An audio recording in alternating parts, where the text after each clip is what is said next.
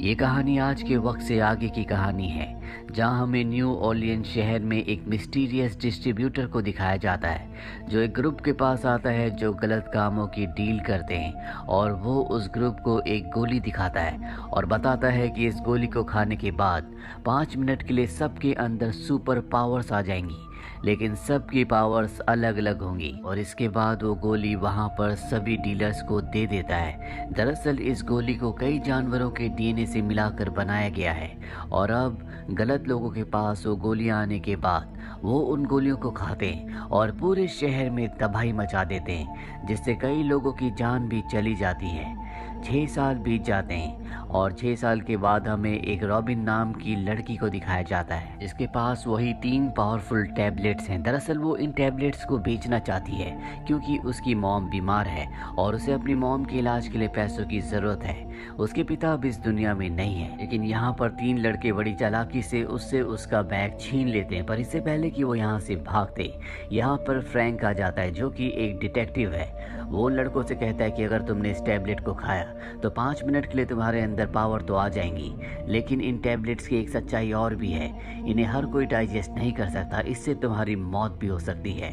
वो लड़के इस बात से डर जाते हैं और फ्रैंक उनसे उनकी टैबलेट लेकर उन्हें अरेस्ट कर लेता है। दरअसल वो रॉबिन को पहले से जानता, उसे पता है कि उसकी मॉम की तबीयत खराब है, इसीलिए वो उसे टैबलेट्स वापस नहीं करता, बल्कि टैबलेट्स के बदले वो उसे अपनी बाइक दे देता है, जिसे पाकर रॉबिन बहुत खुश हो जाती है। वहीं दूसरी तरफ हमें यूएस आर्मी के मेजर को दिखाया जाता है, जिसे एक लड़के के बारे में पता चलता है जिसने सबसे पहले इस पावरफुल कैप्सूल को खाया था, और ये लड़का और कोई नहीं बल्कि रॉबिन का कजन होता है। और अब मेजर उसके घर जाता है तो घर बहुत ही अजीब होता है, हर जगह जलने के निशान होते हैं, दीवारों पर गड्ढे होते हैं। मेजर उसे कमरे से बाहर निकलने के लिए कहता है, लेकिन रॉबिन का भाई उस कैप्सूल को खा लेता है, जिसके बाद उसके पूरे शरीर में आग लग जाती है, और अब वो मेजर को मारने के लिए उसका पीछा करता है। मेजर अपनी जान बचाने के लिए भागता है। उसे भागते भागते 5 मिनट होने वाले होते हैं, यानी कि अब रॉबिन के भाई की पावर्स खत्म होने वाली है, लेकिन वो एक साथ 3 कैप्सूल्स खा लेता है जो कि बहुत ज्यादा पावरफुल है। वो किसी भी कीमत पर मेजर को मारना चाहता है। मेजर बाथरूम में चला जाता है, जहां पर वो अपनी जैकेट को गीला करके उस पर हमला करके उसे बाथटब के अंदर डुबा देता है, और उसे कहता है कि मैं सिर्फ तुम्हारे डीलर का नाम जानना चाहता हूँ जो तुम्हें टैबलेट सप्लाई करता है। लेकिन इससे पहले कि वो उसे नाम बताता, ज्यादा गोलियां खाने की वजह से वो ब्लास्ट हो जाता है। हालांकि इस ब्लास्ट में मेजर तो बच जाता है। रॉबिन के कजन की मृत्यु हो जाती है, लेकिन मेजर ने उसका मोबाइल अपने पास रख लिया होता है, और जब वो उसके मोबाइल को चेक करता है तो उसे पता चलता है कि उसका कांटेक्ट बहुत सारे लोगों से था जिनसे वो इन टैबलेट्स की डील किया करता था, और अब उनमें से वो एक नंबर पर मैसेज करता है कि मैं तुम्हें मिलना चाहता हूँ, और ये नंबर होता है रॉबिन का। वही हमें फ्रैंक को दिखाया जाता है जो एक बैंक के बाहर जाता है, जहाँ उसे पता चलता है कि बैंक के अंदर एक ऐसा आदमी आ चुका है जो कि पूरी तरह से इनविजिबल है, उसे देखना पूरी तरह से नामुमकिन है, और वो बैंक में चोरी कर रहा है। हालांकि यहाँ पर बहुत सारे पुलिस वाले होते हैं, लेकिन किसी को भी अंदर जाने की इजाजत नहीं होती, इसीलिए फ्रैंक एक गोली खा लेता है और अपनी वॉच में 5 मिनट का टाइमर लगाकर अंदर चला जाता है, जहाँ हमें बैंक के अंदर उस आदमी को दिखाया जाता है जिसके अंदर ऐसी पावर है जो किसी भी रंग के सामने जाकर उसी रंग का हो जाता है, इसीलिए वो किसी को नहीं दिख रहा होता। इसका मतलब ये है कि इस आदमी ने भी उस गोली को खाया है। फ्रैंक को देखने के बाद वो आदमी पैसों के बैग लेकर भागने लगता है। फ्रैंक उसका पीछा करता है, लेकिन किसी तरह से वो आदमी उससे बहुत दूर चला जाता है। उसके पास एक गन भी आ जाती है, लेकिन जब वो देखता है कि फ्रैंक लगातार उसका पीछा कर रहा है तो वो फ्रैंक को गोली मार देता है। लेकिन फ्रैंक ने भी उस पावरफुल टैबलेट को खाया था, जिसके असर में उसका रूप तो नहीं बदला होता, लेकिन उसकी स्किन इतनी ज्यादा हार्ड होती है कि उसे कोई भी चीज भेद नहीं सकती। इसीलिए गोली लगने के बाद वो नीचे तो गिरता है, लेकिन अब भी वो जिंदा होता है, और ये बात उस दूसरे आदमी को पता नहीं होती जो इनविजिबल है। और इसी मौके का फायदा उठाकर फ्रैंक उसके ऊपर हमला करके उसे पूरी तरह से धराशायी कर देता है। फ्रैंक ने हालांकि उसे पकड़ लिया है, पर उसका सीनियर यहाँ पर आता है और फ्रैंक से कहता है कि मुझे अपना बैज और अपनी गन दे दो। फ्रैंक कहता है क्या तुम मुझे जॉब से निकाल रहे हो? वो कहता है कि तुमने रूल्स को तोड़ा है। दरअसल फ्रैंक ने भी उस टैबलेट को खाया था जो रूल्स के खिलाफ थी। फ्रैंक कहता है कि बिना उस पावर के हम उनका मुकाबला नहीं कर सकते, अगर हमें उन्हें पकड़ना है, उनका मुकाबला करना है तो हमें उस टैबलेट की ज़रूरत होगी।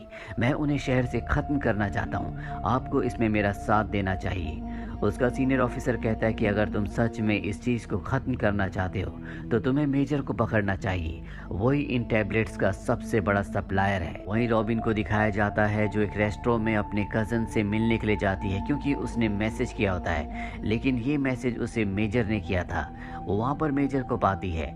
मेजर उसे पकड़कर अपनी गाड़ी में ले जाता है और उससे कहता है कि मुझे बताओ कि तुम्हारा सप्लायर कौन है। रॉबिन उसे कुछ भी बताने से मना कर देती है, जिसके बाद मेजर उसे बताता है कि तुम्हारी जैसी मेरी भी एक बेटी है जिसे कुछ डीलर्स उठा कर ले गए और मैं उसे किसी भी कीमत पर बचाना चाहता हूँ। इसके लिए मुझे तुम्हारी मदद की जरूरत है। मेजर की बातें सुनकर रॉबिन उसे उस डीलर के पास ले जाती है जिससे वो टैबलेट्स खरीदती है, लेकिन उसे शक हो जाता है, इसीलिए वो ट्रक लेकर यहाँ से भागने लगता है। पर मेजर उन पर हमला करके उन्हें खत्म कर देता है। और मेजर को पता चलता है कि ये असली डीलर नहीं है बल्कि ये डीलर्स के लिए काम करता है और अब मेजर भी जख्मी हो चुका है, इसीलिए रॉबिन से कहता है कि मुझे तुम्हारी मदद की जरूरत है। रॉबिन उसकी मदद करने के लिए तैयार हो जाती है और अब इन्हें मैप से पता चलता है कि कहां पर अगली ड्रग डील होने वाली है।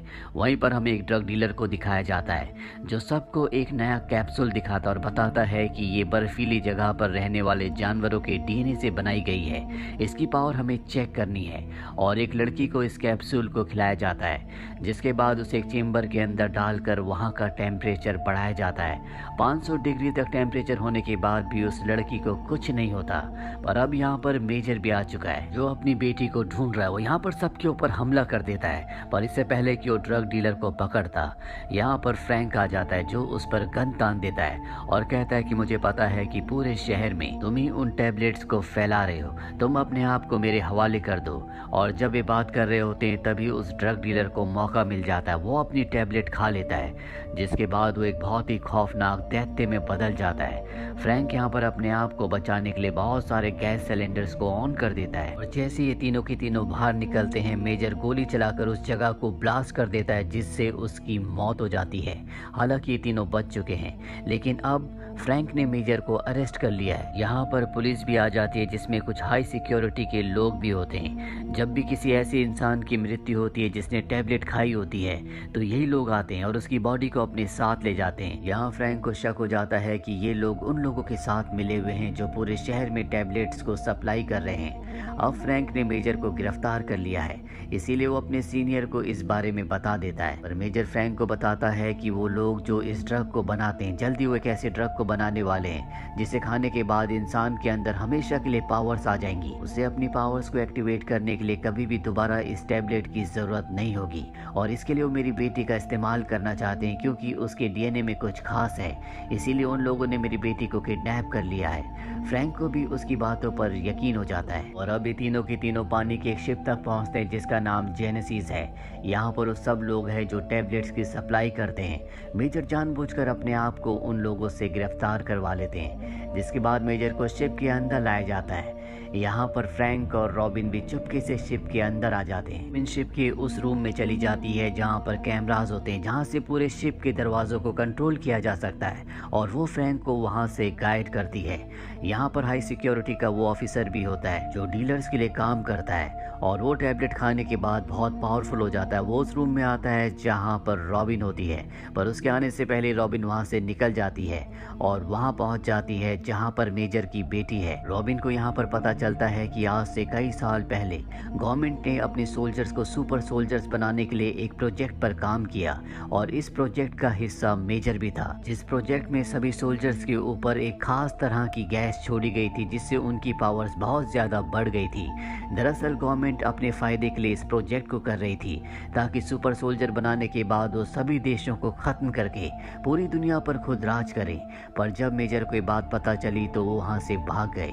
कई सालों के बाद जब उसकी बेटी पैदा हुई और बड़ी हो गई तो साइंटिस्ट को पता चला कि उसके अंदर खास पावर्स हैं, इसीलिए मेजर के ऊपर हमला करके उसकी बेटी को किडनैप कर लिया कि उसके डीएनए पर रिसर्च करके और भी पावरफुल कैप्सूल्स को बनाया जा सके। लेकिन अब इस सब के सब यहाँ से निकलने लगते हैं, पर तभी यहाँ पर डॉक्टर गार्डनर आ जाती है जो रॉबिन को पकड़ लेती है। दरअसल डॉक्टर गार्डनर ही हेड ऑफ प्रोजेक्ट है, वो ही इस पूरे प्रोजेक्ट को चलाती है और अब रॉबिन के बदले वो एक बार फिर से मेजर की बेटी की डिमांड करती है। साथ ही यहाँ पर सबको अब डॉक्टर गार्डनर के लोगों ने घेर लिया होता है, पर तभी मेजर एक कैप्सूल खाता है। दरअसल मेजर पहले से पावरफुल होता है, इसीलिए कैप्सूल खाने के बाद उसकी बॉडी से हीट वेव निकलती है जिससे उसकी तरफ आने वाली हर एक गोली और उसके आसपास के सभी लोग पिघलना शुरू हो जाते हैं। डॉक्टर गार्डनर के साथ उसके सभी लोग मारे जाते हैं, लेकिन इसमें मेजर की भी मृत्यु हो जाती है। पर तभी उसकी बेटी उसके पास आती है। उसके पास खास पावर्स हैं और उन पावर्स के इस्तेमाल से वो अपने पिता को यानी कि मेजर को जिंदा कर देती है और अब ये चारों के चारों यहाँ से निकल जाते हैं। फ्रैंक को पता है कि इन सब के पीछे गवर्नमेंट है, इसीलिए मीडिया के सामने वो गवर्नमेंट को एक्सपोज करना चाहता है, जबकि मेजर अपनी बेटी के साथ यहाँ से निकल जाता है। जाने से पहले वो रॉबिन को एक बैग देता है जिसमें बहुत सारे पैसे होते हैं ताकि वो अपनी मॉम का इलाज करवा सके। साथ ही रॉबिन जो हमेशा से एक रैपर बनना चाहती थी और रैपर के तौर पर अपना करियर शुरू करती है। इसी के साथ ये फिल्म, ये कहानी यहीं पर खत्म हो जाती है।